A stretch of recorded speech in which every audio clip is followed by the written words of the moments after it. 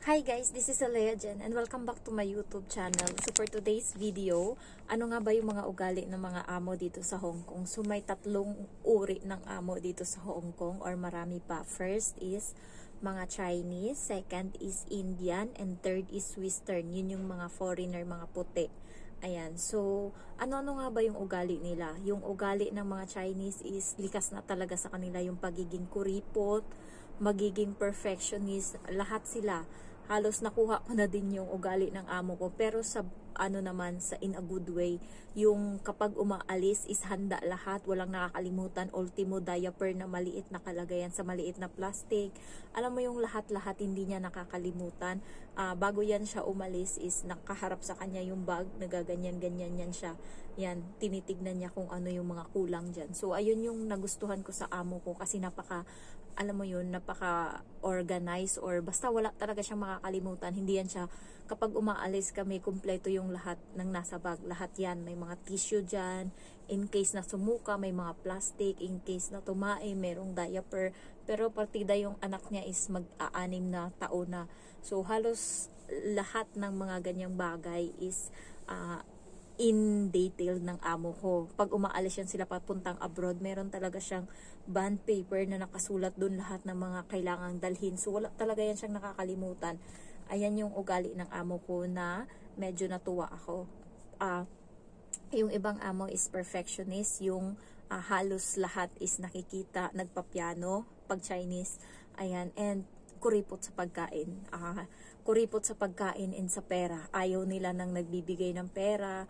Ayaw, parang ano sa kanila, hindi sila nagbibigay ng pera, yung pakonsuelo, ganun. So, unlike sa mga Western na mapagbigay sila, and especially kapag Chinese yung amo mo, yung mga damit talaga namin is malalaki, maluluwag, mahahaba, kasi minsan nagsiselo sila. Pero pag Western, kahit magpek-pek short sila, walang pakialam yung amo nila.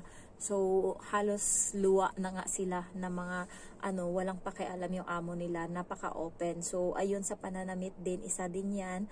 Kapag nasa Western ka is pag gusto ka ng damit mo, pero pag sa Chinese is meron talagang limit. Ayan, may iba nga na bawal silang lumabas kapag naka-maikling short sila. So may mga ganun talagang mga amo, and siguro iwas na din yon para yung katulong nila is hindi mabastos o hindi maano. So nakadepende rin. And yung mga amo talaga dito na mga Chinese is napaka-kontrabida talaga ng mga yan. And gusto nila minuto, oras-oras is bayad ka, dapat pagtrabahuan mo yan. So ganun sila dito. Yung India naman is napakalala din ang ugali nito. Grabe talaga. Yung kaibigan ko is Indian, yung amo niya, direct hired siya. Ayan, yung mga direct hired, yung mga hindi na dumadaan ng agency and kumukuha na ng katulong na sa Facebook, ganyan-ganyan. Yun yung mga yan yung mga amo na minsan hindi mo kaya yung ugali. Kaya yung marami akong kaibigan na direct hired na nag-break ng contract. Kasi pala, kaya nag-direct hired yung mga amo na yan kasi wala nang tumatanggap sa kanila. Alam na kasi yung mga ugali nila, and also maraming beses na silang, alam mo yun, marami silang time na, alam mo yun, kukuha ng katulong, pero hinihindian na ng mga katulong na nandito sa Hong Kong. Yung mga nandito na sa Hong Kong, especially finish contract, hindi yan magtitiis sa minimum na sahod, and ang daming tao sa bahay. Ayan, may mga aso pa, may bata, share room. Yung mga katulong dito na finish contract, hindi nakukuha ng mga ganyan. Ang hinahanap nila is mga Western. Kasi napaka-hayahay sa Western, mga foreigner. Stay out, and then isa lang yung anak, dalawa, bantayan mo lang yan. Pagkain nila is wala, minsan lang, and then napakadali lang ihanda ng pagkain nila, more on tinapay sila, minsan lang nagra-rice, bake lang sila, ganun. And then hindi rin maarte sa mga sulok-sulok or sa bahay, hindi sila mabusisi. Ayan, so kaya gustong-gusto nila. Sa Indian, lahat yan papagawa sa'yo, lahat yan. And yung Indian talaga is pasigaw sila kung magsalita, yung tatawagin ka lang nakasigaw. So ganyan yung yung kaibigan ng amo ng kaibigan ko, so ganyan. Nauna lang siya sa akin ng mga 15 days, nag-flight siya, magkasabay kami sa OWA.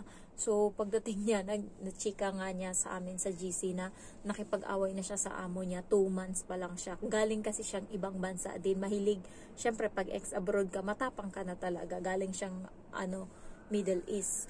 And then, ang dahilan kung bakit siya umalis doon, kasi nga, nasira niya yung, parang panlinis, vacuum ata yun, nasira niya yung panlinis ng floor doon, and sabi ng amo niya, mahal-mahal yan, bayaran mo yan. So, ang ginawa niya ngayon, inabutan niya ng pera yung matanda, and yun pala is bawal, parang pagbabastos or pambabastos pala yung ginawa niya. So, ayun, nagalit yung anak, and nag-away sila, kaya siya na uuwi na dito. And then, yung Indian nga na amo niya dito is napakasalbahe, ganyan din, sisigaw lang, and then sinasagot niya talaga, sinasabihan niya, bring me back to the Philippines, ginaganon niya talaga yung amo niya.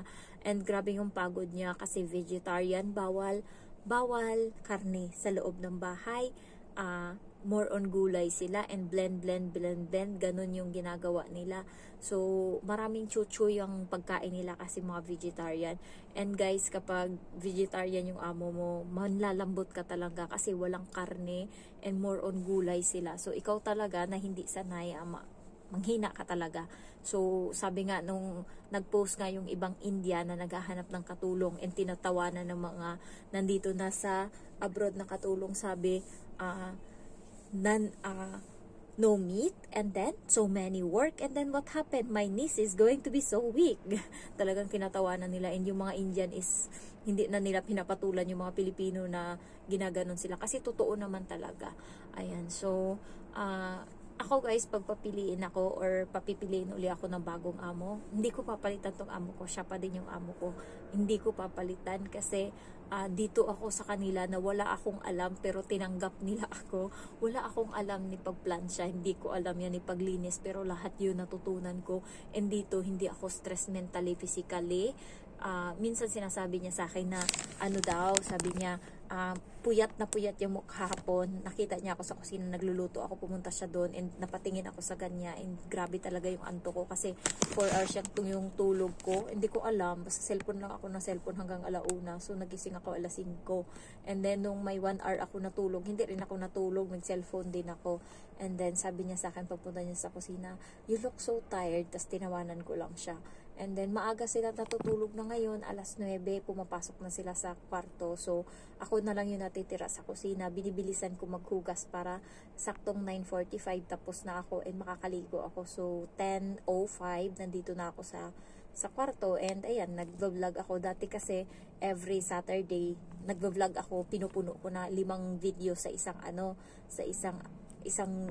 vlog ko. Pero ngayon guys, kada gabi ako nagvi-video kasi minsan wala na akong maisip. So yung mga ugali ng amo is ganun talaga yan sila dito, especially yung mga nagtatrabaho sila lahat. Ayan yung mas maganda, yung wala kang iisipin na stay in na amo, yun yung maganda. Pero maganda din yung mga foreigner yung amo. Pero may iba din na foreigner yung amo nila pero salbahe din, katulad nung nasa kaibigan ko, foreigner yung amo niya, nag-break contract siya dun sa isa, naglipat siya sa foreigner. And alam niyo ba, yung mga rehas ng gate, pinapalinis yun sa kanya isa-isa. Foreigner yun, puti yung amo niya. Kaya hindi rin lahat ng puti is maganda. Yung depende talaga, paswertihan talaga. Kaya yung kaibigan ko, 8 years na siya ngayon sa amo niya, and Chinese yun. Minimum lang yung sahod niya. Hindi sila nagtataas ng sahod guys, yung mga Chinese. Minsan lang, hindi karamihan. Minimum lang yan kahit 8 years ka na dyan, 10 years ka na, minimum ka lang. Antay mo na lang talaga na magka-LS ka. So, ang mga foreigner naman, sahod nila is nasa 6,000, 7,000, ganyan. O, diba, hayahay. 8,000 pa ngayon, iba, meron pang 9,000 eh. Meron akong kaibigan, and then, yung kasama niya sa bahay, yung sahod is 8,500. Alam niyo ba, bumibili siya ng bag na sa pera natin is 35,000. Ganun siya kalala. Kasi iniisip niya na, ayun nga, nakukuha niya naman yung lahat ng gusto niya. Sa sahod naman siya next month, malaki uli. So, parang hayahay siya, yung parang ginagastos niya lahat. Pero, hindi niya iniisip na hindi habang buhay, bata tayo. Merong time na mamaya, ano ka na, mahina ka na, madisgrasya ka dyan, or ano, makakauwi kang Pilipinas and ngayon wala kang ipon. So, puro luho yung ginawa mo. Hindi magandang investment yung mga bag-bag. Mabuti pa mag-gold ka. Ayan, so, nahiya naman ako sa sarili ko, hindi magandang investment.